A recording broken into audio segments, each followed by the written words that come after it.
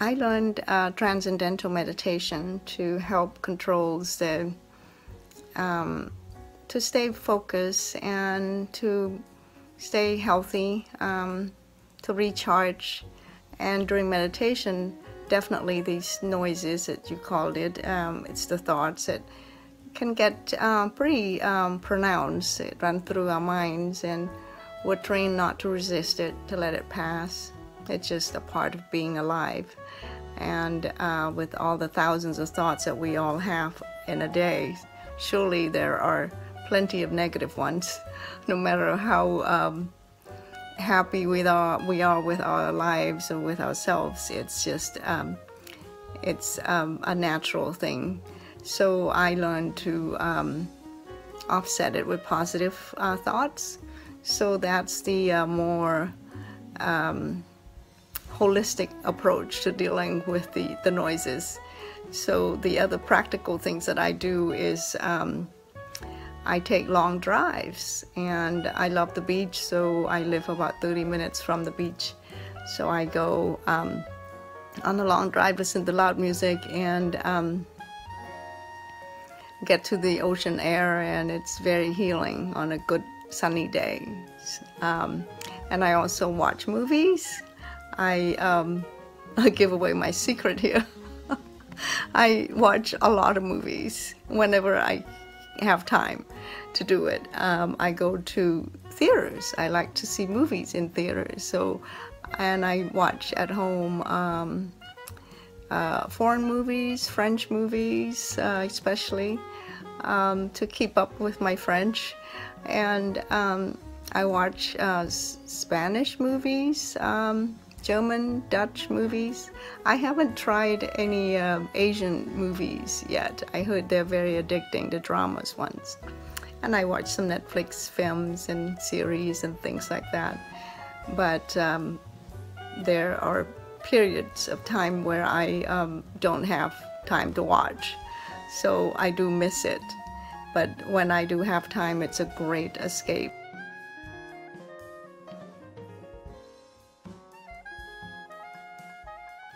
To think back to the past, sometimes it could cause suffering. And I've done my shares of analyzing the past and to see some things that I could have done differently. And sometimes I beat myself up for thinking those things. And as my older self now, I would tell my young self, not to worry about it. You can only learn from the past and live for today and plan for the future.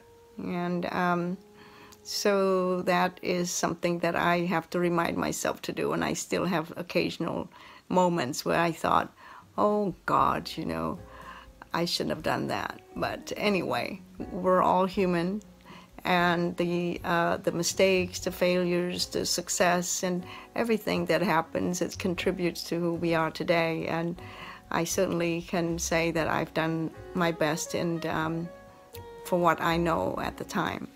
And but one of a few major things that I would do differently is probably the first thing would be to set firmer boundaries for myself. So at the end of the day, I don't feel I was cheated, you know, at the end of the dealing, where I felt, gosh, you know, that wasn't fair. But life isn't fair, but you can control your own boundaries, and so you can maintain self-respect. And as a young person, I didn't have strong boundaries. And you know, as a woman too, I grew up in Cambodia where we were taught to be tolerant, and you know, if the house was messy, I have the responsibility to keep it clean, even though I didn't make the mess. So those are the things that, you know, kind of you were trained to bend your boundaries as a girl. But anyhow, the boundary, you know, when you bend your own boundary, isn't entirely the other person's responsibilities. So now, as I get older, I'm not willing to bend my boundary. So I learned to stay more firm and you know, behave with the mutual self-respect, and I'm much more content with myself and more confident in any dealing. And as you stay to your boundary, and you earn respect that way too. I learned as I got older is to not read everything as to be about me. So then I could step back and have a clearer mind in how to approach the situation more in a better, healthy approach, and reach solution sooner, or I can make a decision whether I want to deal with it or not. As a young person, you don't really have I didn't have that type of tools, which I learned later. And I learned a lot from having children. So for the young entrepreneurs out there, I would say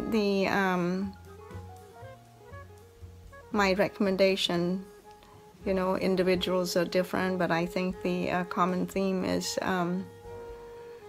it would be the self-discipline, and get your hands on leadership trainings.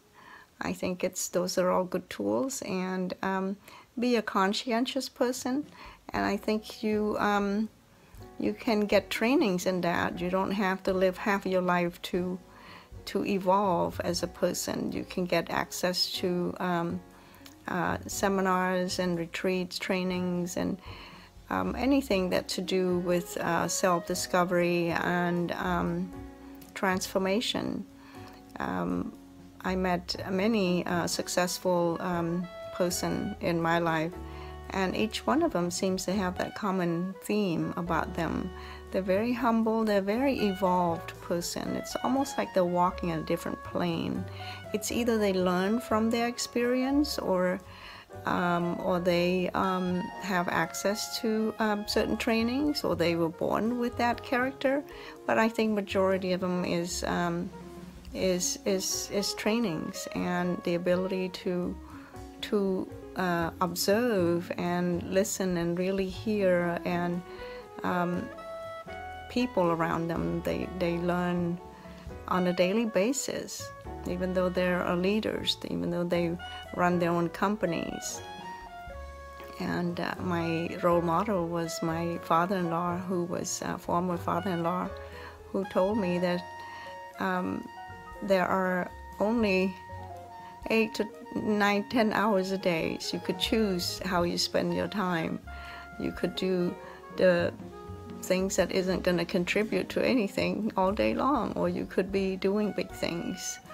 So as long as you're happy, and that was his main theme, was I would just want my children to be happy, because the success isn't going to bring you happiness if you aren't already a content person who has a very good system that keep you content and happy without the success. So the success sort of come later, and after you have developed yourself as a person of characters, of integrities, a person who takes care of your good health. And I always go back to that theme, because I'm a mother, and don't put too much toxins into your body. The alcohol is a good and fun thing, a social thing to do, but it really isn't very healthy if it's too much of it. And I see young people work hard, and they play really hard when they play, and it just can't be all that great for their body while they're trying to succeed in their career and whatnot. And a good leader makes everybody around them feel good about themselves. And I think the secret is also to learn to see the good things in people, and to bring the best out of them, and to encourage the people to put in their best part of themselves into the team. and jealousies and competitions, you know. This competition, it seems to be the way of capitalism, but I think that it's can cause a lot of resentment and anger, you know. So I think it's better to bring everybody up together, working together as a team, and build each other up, and let the person next to you shine. You can be in their light too. And I think a very conscientious person is not threatened by any bullies or any different characters, because they don't take anything personal, you know. They are sure of themselves, they know their goals and dreams, they know what they have to do, and perseverance is definitely a key also, not to give up too easily, but yet at the same time don't get stuck in with the same problems if you're at a job where you don't feel appreciated, or in any relationship for that matter, personal or business. If you don't feel appreciated, there's no point in staying. You might try for a bit to see if there's any resolution, but you will know when it's time to go. So, you know, in your career, you might have to change it several times, or you might be lucky to be the person who found your calling early on and stay with it. So just be evolving as a person and learning on a daily basis. And I would say read, and read, reading and watching good materials out there.